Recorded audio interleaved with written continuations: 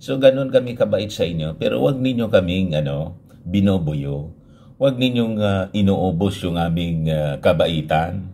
Kasi pag inubos ninyo yung aming kabaitan po, tapang na lang po ang natitira sa amin.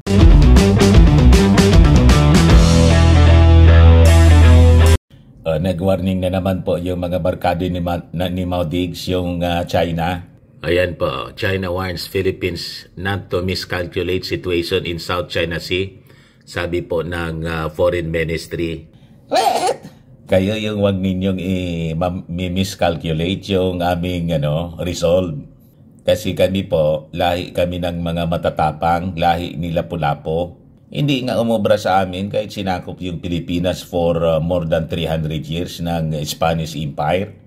Pati yung mga Amerikano, nilabanan namin dito, yung mga Hapones, nanatiling nakatayo ang mga Filipino kasi kami po, hindi kami mga duwag, kaya naming itaya yung aming buhay para sa aming bayan.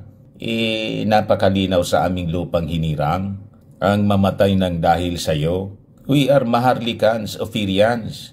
Paanong sisindakin ninyo kami rito sa Pilipinas? Wala pa po kayo, wala pang mga Chinese, nandito na yung mga Ophirians.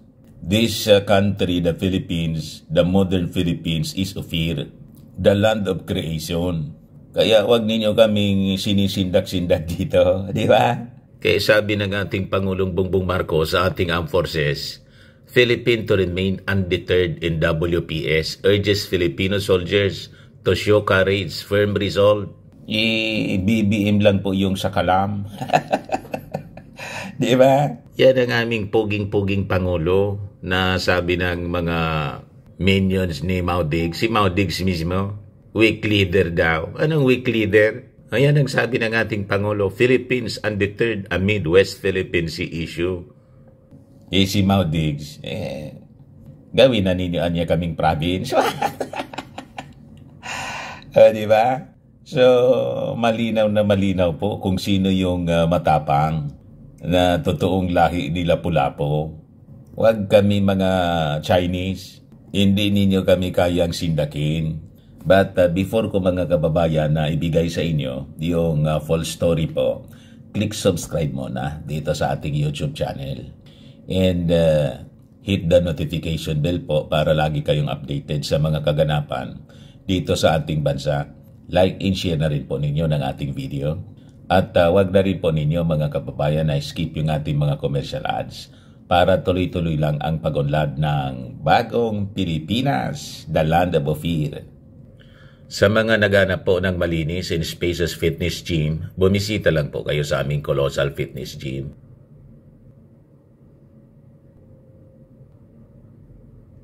We also offer Grab car rental with our brand new 2023 model ng Toyota Innova. We also accept booking for those who are planning to travel via PAL, Cebu Pacific and other airline companies, local and international, and bills payment for Meralco bills, PLDT, etc. Ang Colossal Fitness Gym is located at 3rd floor, Security Bank Building, Landco Business Park, Legazpi City, Albay. For inquiries, log for Gilon Maravillas, contact number 0966-802-0949.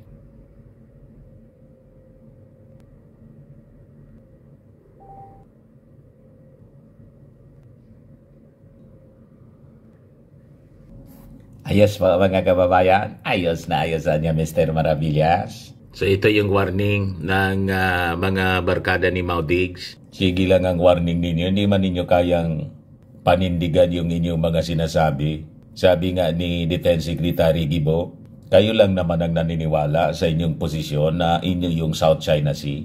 Lahat ng bansa sa buong mundo, hindi man po nire-recognize yung inyong mga sinasabi, yung 9-dash line. Kaya yung kakampi namin, buong mundo.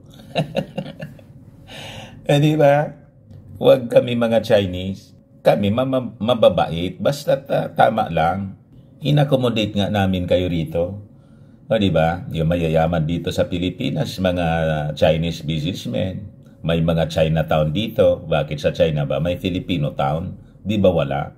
So ganun kami kabait sa inyo, pero wag ninyo kaming binobuyo. Wag ninyong inuubos yung aming kabaitan. Kasi pag inubos ninyo yung aming kabaitan po, tapang na lang po ang natitira sa amin. At throughout history, napatunayan po yung tapang ng mga Filipino. Di ba? Hindi nga namin inatrasan yung Spanish Empire noon. Sila mga baril yung kanilang dala.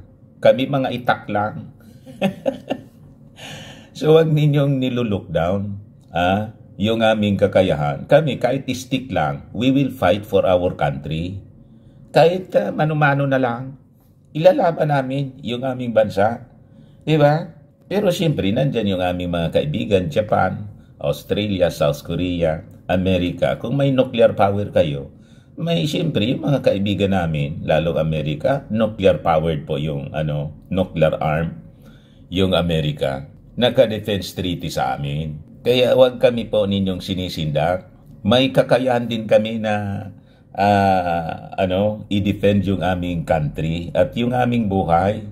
I-try lang ninyo na may mangyaring masama sa aming mga kasundaluhan. Akyatin ninyo yung aming BRP Sierra Madre at magkaputukan. Tingnan natin kung hindi maghalo yung balat sa tinalupan. Sa totoo lang, takot din kayo na gawin yon. Kaya pabomba-bomba lang kayo ng cannon, water cannon. Mga duwag kayo eh. Ready po kami. Warning kayo ng warning. Ayan China warned the Philippines that if the latter miscalculates, the maritime situation is bent on having its own way or colludes with ill-intentioned external forces, referring to America and allies. China would defend its rights and respond resolutely. Binabaliktad ninyo, kami yung magdi-defend kasi kayo yung aggressor. Mga sinungaling kayo. Kayo yung nananakop dito sa amin. Pagkatapos, kayo yung magdi-defend. Kami yung magdi-defend. Kayo yung umaatake. Bakit? Kahit wina-water cannon ninyo kami, gumanti ba kami ng water cannon? Kahit si Senator Bato, gantian daw ng ganon. Pero hindi namin ginagawa kasi hindi man po kami katulad ninyo na mga masasama ang ugali. Di ba? Mababait kami sa mabait sa amin, pero hindi po kami magpapaapi sa inyo. Napakalinaw sa aming lupang hinirang. Sa manlolopig, di kami pasisiil ang mamatay ng dahil sa Pilipinas. Naintindihan ninyo mga Chinese? Hindi po namin pahintulutan na wala kaming bansa. Maliit na nga yung bansa namin. Kayo, napakalaki ninyo. Third largest country kayo sa buong mundo. Tapos, iniinteresan pa ninyo yung aming maliit na bansa, yung aming territorial waters. Ay, hindi kami papayag sa ganon. Pipiliin namin na magkakaubusan tayo para wala na pong pakinabangang lupa at katubigan. Ganon, isasama namin kayo. Tulad ng paninindigan ng mga ng mga Israelis po. Kasi first cousin namin po. Ang mga Hudyo, ganun ang resolve yung Samson option. Isasama namin kayo. Di kami papayag na kayo lang yung mabuhay dito. Ang choice ninyo sa amin dito, live and let live. Mabuhay kayo, mabuhay kami. Ganun lang po. Fair lang po. Pero kung kakam kami ninyo ang aming katubigan, kalupaan, hindi kami papayag po. Kahit mano-mano na lang, hindi kami papayag po. Naintindihan ninyo si Jinping? Di ba? Kayo ang nagmi-miscalculate sa aming resolve. Huwag ninyo kaming pilitin kasi lahi kami nila Pulapo. Lumaban po sila Pulapo sa mga Kastila gamit lang yung espada. Sa kanila baril. Pero sila Pulapo espada. Lahi kami nila Pulapo. Yung aming Pangulo, si President Bongbong Marcos, is an Ophirian, lahi nila Pulapo. So ito po yung mensahe ng ating matapang na Pangulong Bongbong Marcos sa ating armed forces kahapon. After na magkita-kita po kami sa Kalayaan Hall with the meet and greet sa aming Pangulong Bongbong Marcos doon sa Palasyo Malacanang. Kaya madali lang siya doon sa aming sa aming occasion, dumiritso siya doon sa armed forces. Sabi niya rito, mga kababayan, President Ferdinand Marcos Jr. reassures the nation's determination in defending territorial rights amidst rising tensions in the West Philippine Sea during the Armed Forces founding anniversary. So during the 88th founding anniversary ng ating Armed Forces, Marcos Jr. rallied the troops to show courage and tenacity in defending the country's territorial integrity. So, ito po yung patunay na ang ating Pangulo po ay hindi po siya weak leader tulad ng sinasabi po ni Mau Diggs. Ang weak leader po, yung taong walang paninindigan, hindi kayang i-defend yung ating rights, sovereign rights, at willing na maging province na lang tayo ng China. Yun ang totoong weak leader. Yun nagpapatuta po sa isang dayuhang leader. Sabi dyan, the armed forces continues to be a voice of reason and a voice in the face of numerous attempts of provocation, demonstrating dignified and responsible behavior and resolving disputes in line with international law, according to the President. Hindi po tayo nadadala sa gatong. Kahit yung ibang mga senador tulad ni Senator Bato, nanggagatong na po. Gamitan din daw ng water cannon. Mali na nga yung ginagawa ng mga Chinese. Tapos mali din yung ating response. Hindi po pwede yung ganun po. Dapat rule of law. So sabi ng ating Pangulo, we shall continue to assert our rights in accordance with Philippine Constitution and international law. The recent incidents involving no less than our Armed Forces Chief of Staff is worrisome, he said, referring to the recent water cannon attack on one of the supply boats on which Military Chief Romeo Browner Jr. was aboard. So, totoo anyang nakakabahala yung ganong ginawa ng mga Chinese. Yes, but it is a proud demonstration niya of Filipino courage against coercion and our firm resolve to protect, preserve, and uphold our territorial integrity. I know that our soldiers and our troops espouse the same values and principles, and they remain undeterred by actions that stir tension. Marcos Jr. said, the armed forces, which is tasked with upholding national security, must continue to improve its operational readiness to effectively prevent and respond to current and emerging threats. His administration remains committed to supporting initiatives that will bolster the armed forces' external defense capabilities, sabi ng ating Pangulong Bongbong Marcos. Kaya ito mga pananalita, mga kababayan ng mga barkada ni Mau Diggs, ayan po, lahat man yan lang ablada, daldal lang po nagdaldal. Pero mga duwag man po, hindi man po gumagamit ng actual weapon po. Kasi alam nila, it will trigger the Mutual Defense Treaty. Madja-justify po, mga kababayan, yung paggamit ng Amerika ng ultimate weapon. Hindi nila gugustuhin yon kasi masasayang yung kanilang mga sakripisyo.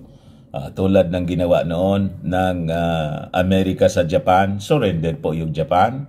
Pag hindi po, ubos tayong lahat. Di ba?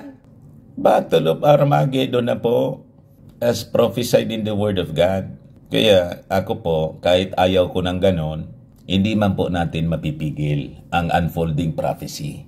Be ready, sabi nga sa Word of God. Sabi nga po mga kababayan sa Joel chapter 3 verses 9 to 10. Ayan po.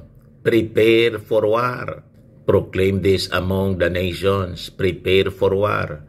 Wake up the mighty men. Let alone the men of war draw near. Let them come up. Beat your plowshares into swords, in your pruning hooks into spears. Let the weak say, I am strong.